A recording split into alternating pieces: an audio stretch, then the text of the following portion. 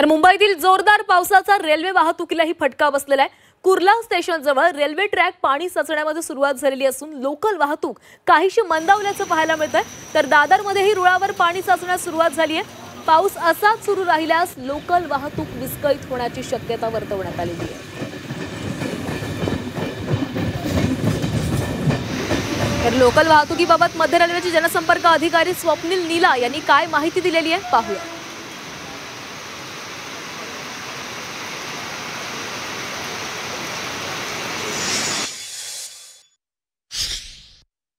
Chhatrapati Shivaji Maharaj terminus से जो कल्याण की तरफ, कसारा, करजत की तरफ जो गाड़ियां जा रही हैं, उनमें बारिश के चलते कहीं पे वाटर लॉगिंग तो नहीं है, लेकिन बारिश के चलते जो रिडक्शन ऑफ स्पीड हुआ है, विजिबिलिटी कम होने के कारण जो हो रहा है, उसके चलते लगभग 6 से 7 मिनट दोनों गाड़ियां अप एंड डाउन डायरेक्शन की, स्लो और फास्ट सारी गाड़ियां लेट चल रही हैं।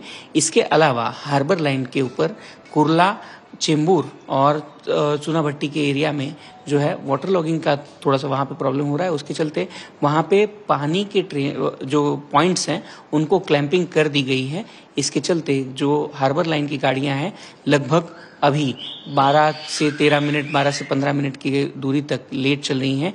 ट्रांस हार्बर की गाड़ियाँ भी 5 से 7 मिनट लेट चल रही है। तर दादरमधून आढावा घेतलेला आहे आमचे प्रतिनिधी अमोल पेडणेकर यांनी, पाहूयात।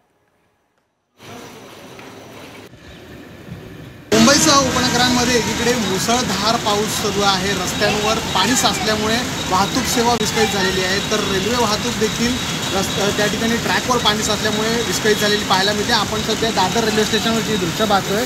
या ठिकाणी रेल्वे ट्रॅकवर अशा प्रकारे पाणी साचलेलं आहे। लांबच लांब आपण जर ही दृश्य पाहिली, संपूर्ण रेल्वे ट्रॅक आहे तो पाण्याखाली गेलेला पाहायला मिळतोय। वेस्टर्न रेल्वेची जी वाहतूक आहे ती त्यामुळे विस्कळीत झालेली आहे। तसंच सेंट्रल रेल्वेच्या ठिकाणी देखील अशाच काहीशी परिस्थिती आता निर्माण झालेली पाहायला मिळते। कुर्ला रेल्वे स्थानक असेल किंवा दादरचा काही परिसर आहे त्या ठिकाणी देखील ट्रॅकवर पाणी आलेलं आहे। त्यामुळे 15 ते 20 मिनिटं सध्या लोकल आहेत त्या उशिराने धावत आहेत। त्यामुळे आता रेल्वे स्थानकांवर आहे की आता कामावरून घरी परतणाऱ्या चाकरमान्यांची आता घाई झालेली पाहायला मिळते। खरं तर आता दुपारची वेळ आहे त्यामुळे इतकीशी गर्दी या ठिकाणी दिसून येत नाही आहे, परंतु जसजशी संध्याकाळ होत जाईल आणि जर पावसाचा वेग असाच राहिला, पावसाची संततधार अशीच चालू राहिली आणि रेल्वे ट्रॅकवर अशा प्रकारे जर पाणी राहिलं तर मात्र संध्याकाळी मोठ्या त्रासाला आहे ते प्रवाशांना सामोरं जावं लागणार असेल कारण की इकडे आपण LBS मार्गाची जर परिस्थिती पाहिली तर ठिकठिकाणी पाणी साचले आहे, तर दुसरीकडे रेल्वे ट्रॅकवर देखील अशा प्रकारे आता